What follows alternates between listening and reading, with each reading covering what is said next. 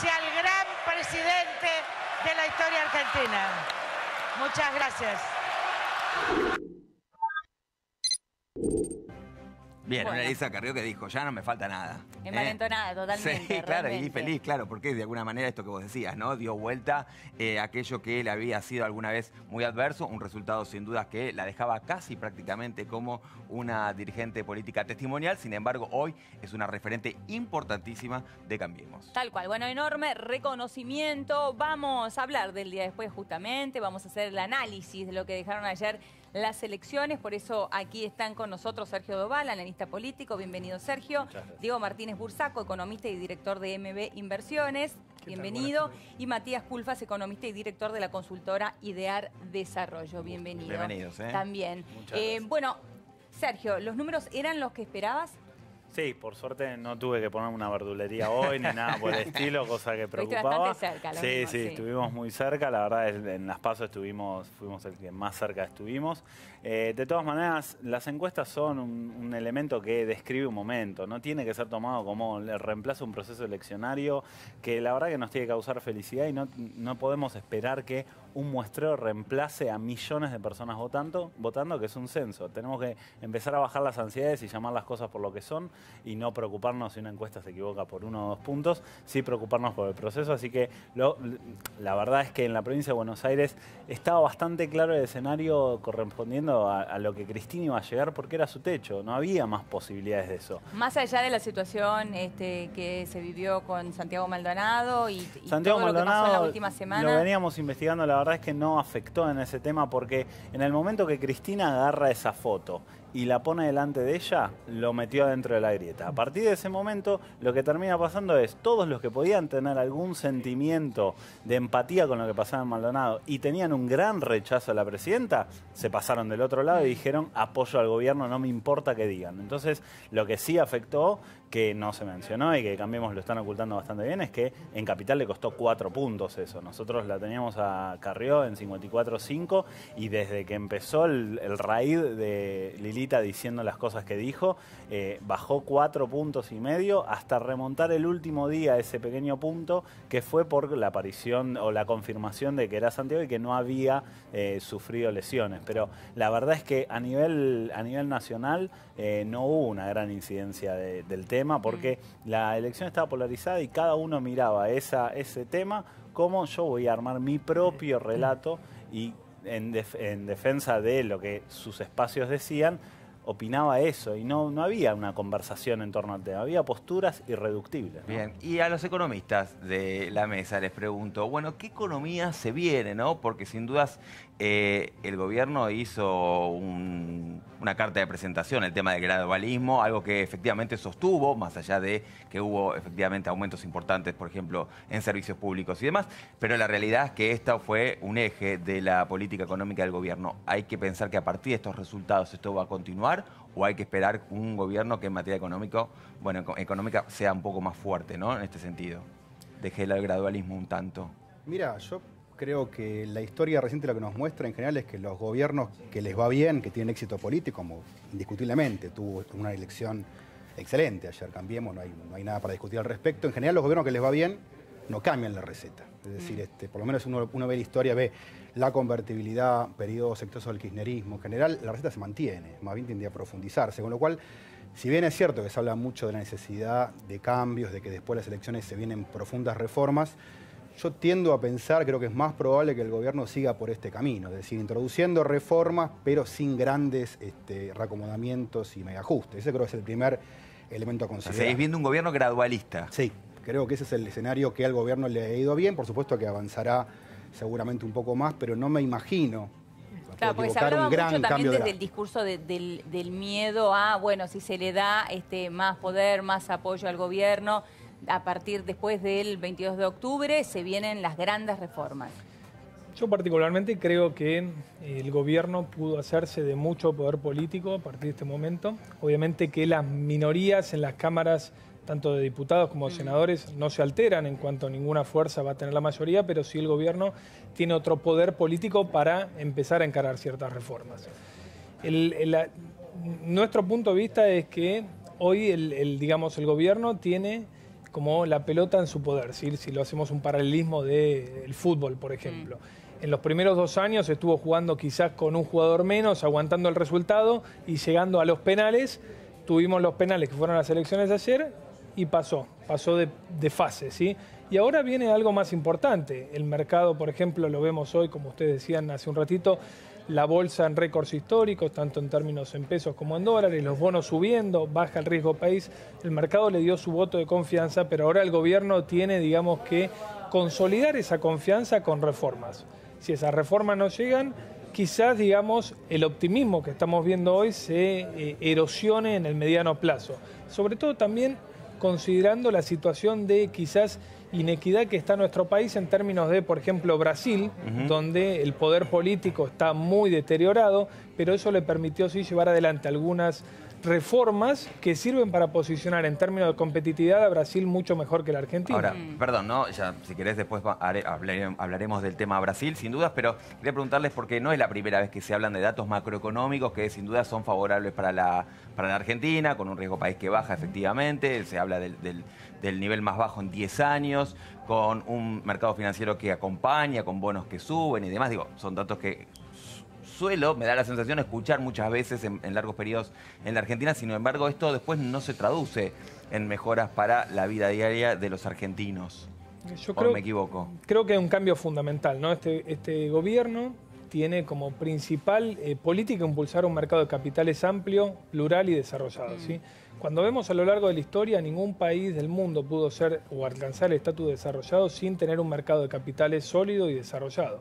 Nosotros varias veces podemos leer que Argentina está muy pendiente de lo que ocurre en el exterior. De hecho, fue el país que más deuda pública colocó en los últimos 2 años, más de 40.000 millones de dólares. Y para evitar esa dependencia, ¿sí?, de la ciclotimia del mundo, del ánimo de Donald Trump o de cualquiera, digamos, Argentina tiene que consolidar su mercado de capitales a nivel local, de manera tal de que todo ese ahorro que hoy está fuera, digamos, o que está en plazos fijos, o que está en dólares en caja de seguridad, se traslade a ahorro interno. Y un poco esa es la misión también que veo particularmente yo, en mi opinión, del Banco Central, de tratando de poner una tasa de interés mediante sus LEVAC o cualquier otro instrumento de deuda por encima de la inflación, de manera tal de que nosotros, los individuos, tengamos incentivos de ahorrar en el peso, ¿sí?, ganar confianza en la moneda y evitar esa dependencia extrema en el mundo. Tanto a los argentinos. Digo, pero ¿qué pasa con el endeudamiento también, que es algo que se cuestiona y mucho? Que trae dudas. Creo que es el gran interrogante. No en el corto plazo. Uno mira el corto plazo, Argentina tiene un margen para tomar deuda muy grande todavía. Pues ese es el costado de la herencia que le dejó el gobierno anterior. Dejó un nivel de deuda externa realmente muy reducido. Y lo primero que ha hecho este gobierno ha sido rápidamente buscar un acercamiento a mercados internacionales para volver a tomar deuda. Se ha incrementado de manera muy sensible. Yo creo que esto no es un problema en el corto plazo, pero abre interrogantes muy grandes a mediano plazo. Probablemente sobre el fin del gobierno de Macri o de si hay un segundo gobierno, como parece hoy posible. Esto aparece como un interrogante sumamente serio. Para dar un solo dato, el tema fiscal sigue complicado. Veamos un número muy claro. En lo que va del año había una reducción de subsidios a energía por 30.000 millones de pesos. Ahora, lo que se pagó adicionalmente de intereses de la deuda es casi el doble de eso. Es decir, que estamos canjeando en este momento menos subsidios, pero más intereses de deuda. Es decir, que hay realmente un problema ahí significativo. O sea, que el gasto es el mismo, decís, simplemente que se dirige a otro lado. El déficit primario se ha reducido, pero el global se ha incrementado. Se está financiando con deuda. Y además, como el país no está generando divisas, lo contrario. Argentina hoy tiene déficit comercial también, no tiene un problema de balanza de pagos muy significativo, ¿no? Es decir, las exportaciones están cayendo, no hay realmente en ese sentido hay una balanza de pagos que es peor que el promedio de los países de la región. Ahí hay un interrogante realmente muy grande respecto a la macro. Por eso creo que hay un desajuste grande. Pese a estos datos que decís, la macroeconomía indica que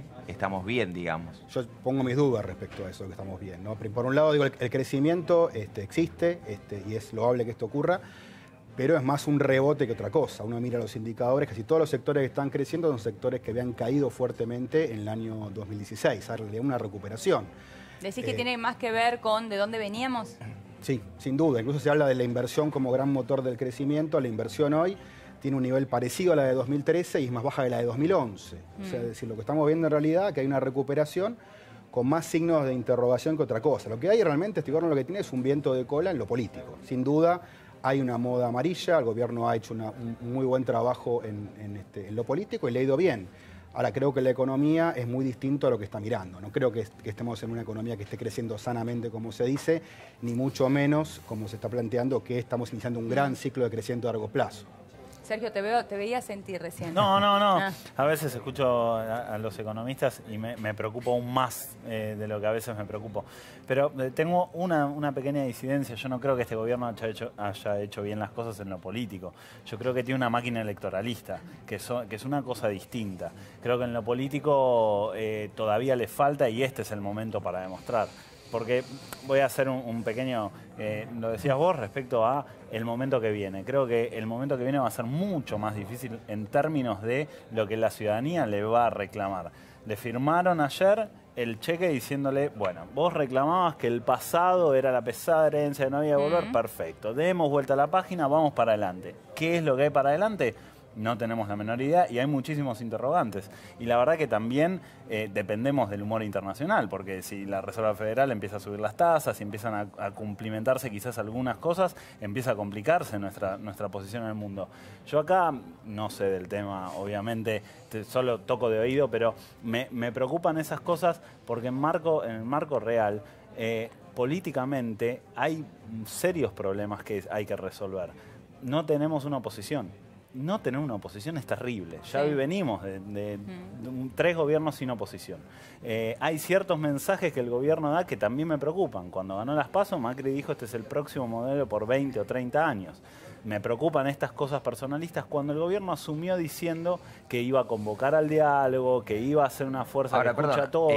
Todavía no, el día después de las elecciones hay un Macri que llama a dialogar, que llama a los gobernadores. De hecho, Fíjate, la idea es que el viernes se junten. Sí, ojalá que sí, pero ya empezaron algunas operaciones. Acordate lo que te digo. Hoy, ¿qué salió a decir Esteban Bullrich? Llamé a la presidenta, a la expresidenta y no me atendió. Sí. ¿Qué pasa si empiezan a acercarse y empiezan a decir, nadie me atende el teléfono, yo voy igual? No, pero creo que eso es distinto. Ayer la verdad que la expresidenta no en ningún momento reconoció el triunfo. Estamos de acuerdo. Y tampoco yo te estoy diciendo dónde a la persona dónde que se ganó, puede, que es algo que no es habitual en la democracia. Los gestos de la expresidenta son caso aparte, pero el gobierno dice que va a construir ahora un diálogo, hay que ver con quién, con quiénes y de qué manera. Porque la verdad es que por ahora el gobierno, en términos de formas, está cumpliendo algunas cuestiones, pero hay que ver cómo se construye eso, dado que hoy el escenario político es complejo para construir una oposición, porque vemos lo que sucedió ayer y ¿quién es la oposición? ¿Es Adolfo Rodríguez Sá? ¿Es esa la oposición? ¿Es Uñac? Es Urtubey, Massa, Randazzo. Entonces, hay un escenario muy complejo y el gobierno tiene que elegir un interlocutor de peso. Quizás también estamos mirando a los partidos políticos o a los frentes, a las personas que encabezaron eso, y hay que mirar afuera. Creo que esa es una opción, porque si vemos el recorrido, y permítame un minuto este análisis, ¿se acuerdan el principio de los años 90, BCC, Video Cable Comunicación? Sí. Bueno, que nos tenían en la esquinita. Bueno, ahí cuando aparece Video Cable Comunicación aparecen los 70 canales y nada para ver, pero teníamos 70 canales. En ese momento nace el Frepaso. Cuando nace el Frepaso como una experiencia de superar a los partidos tradicionales, empezó una serie de pruebas y errores que nos costaron un de la Rúa, nos costaron muchos perjuicios, pero Cambiemos fue quien finalmente ejecutó claramente esa estrategia. Alguien me puede decir, bueno, pero en Estados Unidos eso no pasó y también apareció en las nuevas tecnologías, las redes de comunicación. Sí, pero en Estados Unidos hay instituciones firmes, acá no. Entonces, esa experiencia, Cambiemos, la tomó de la siguiente manera. Dijo, bueno, vamos a analizar cuáles son las demandas populares, cuál es la demanda del pueblo. Hizo focus group, investigó. Bien, yo me paro delante de esas demandas, las apropio y voy para adelante. El peronismo tiene una costumbre de decirle a las personas cuáles son las demandas. Lo junta y le dice, ustedes tienen que reclamar esto. Entonces, ese nivel de diálogo con la sociedad es algo que el peronismo no tiene. Hoy es la fuerza, si la juntás, la fuerza más grande, pero está distribuida y no sabe qué hacer sin el poder. Entonces, a mí me preocupa quién va a ser el que le dé el contrapeso para discutir esos temas que son de largo plazo. Porque la verdad es que yo no soy quien para evaluar si la deuda a 100 años está bien o mal, pero tampoco hay demasiado contrapeso para alguien que le ponga al freno y le diga, sentémonos a charlar si esto está bien Ahora, o mal. perdón, Sí. un par de cosas, ¿no? Quería preguntarles, porque se habló del 90, ¿no? Un par de veces me pareció hablar, bueno, desde lo político, si se quiere, en algún momento Carlos Menem también tuvo una suerte de, parecía que, y si se quiere, se llevó bastantes cosas puestas. Sí. Hablamos también desde el punto de vista económico, condiciones macroeconómicas que también daban indicios de que la Argentina estaba en un rumbo adecuado y demás. ¿Es comparable esta situación desde lo político y desde lo económico con aquellos años o no? Creo que desde lo económico hay un punto central que tienen coincidencia, que es el déficit fiscal y la utilización de la herramienta del endeudamiento para sostenerlo, ¿no? Y en ese sentido, sí, quizás el stock de deuda que hoy estamos viendo, el monto total de deuda quizás no es relevante, porque cuando lo medimos contra el Producto Bruto Interno estamos en 50%, que es aproximadamente el promedio de la región, pero obviamente que si seguimos esta dinámica es preocupante. El tema acá no es el endeudamiento malo per se, sino para qué se usa. Es decir, si Argentina está endeudándose para gasto corriente, evidentemente eso no genera capacidad de repago. No, y aparte, ¿cuáles eran las otras opciones? Esa es la pregunta. No, las también. otras opciones eran si no es endeudamiento, ¿cuáles eran? un ajuste muy brutal del sector público. Entonces también, digamos, poniéndome un poquito del lado del oficialismo, digamos, como abogado del diablo, digo, bueno, pero ustedes están criticando el endeudamiento y a la vez me dicen que no ajuste. Claro. ¿Sí? Entonces, bueno, definamos el rumbo, como dijo acá el colega, y bueno, discutamos políticas de largo plazo, ¿sí? De 10, 15, 20 años. Pero en realidad, digamos, lo que yo me pregunto, y quizás por ahí vos me lo podés responder mejor, es la ciudadanía ayer le dio poder a Cambiemos para continuar con el gradualismo o evidentemente sabe del tiempo de transición duro que se viene y le dio el poder como para llevar a cabo, ir a fondo con las reformas de fondo y cambiar a Argentina por 15, 20 años vista de una vez por todas, Claro. ¿no? Hagamos una cosa, nos juntamos en 2 semanas porque acabo de iniciar hoy un estudio respecto al peronismo, cuáles son las cuestiones que le dan, pero sí yo tengo estudios previos que me indican que no le dieron una carta blanca. No hay una carta blanca para ajustar y hacer lo que No, quiera. pero eso es claro, eso es claro. pero Pero, hay Justamente una cuando parte- uno piensa de reformas estructurales, piensa que es ajuste, que es sacrificio para el pueblo, que es bajar salarios, y no es así, porque de vuelta, los países que hicieron esta transición, y no hay que ir a Europa, no hay que ir a Estados Unidos, ¿no? Vamos a Chile, vamos a Perú, vamos a Colombia, que son países predecibles, que son países donde se puede invertir pensando en 10, 15 años vista. Digamos, no creo que la sociedad le haya dado un cheque en blanco a sus votantes para que carguen con todo el sacrificio de esa Claro, transición. ¿Podemos digamos, hacer ¿no? una pausa, Aurelio? Sí. Dale. Está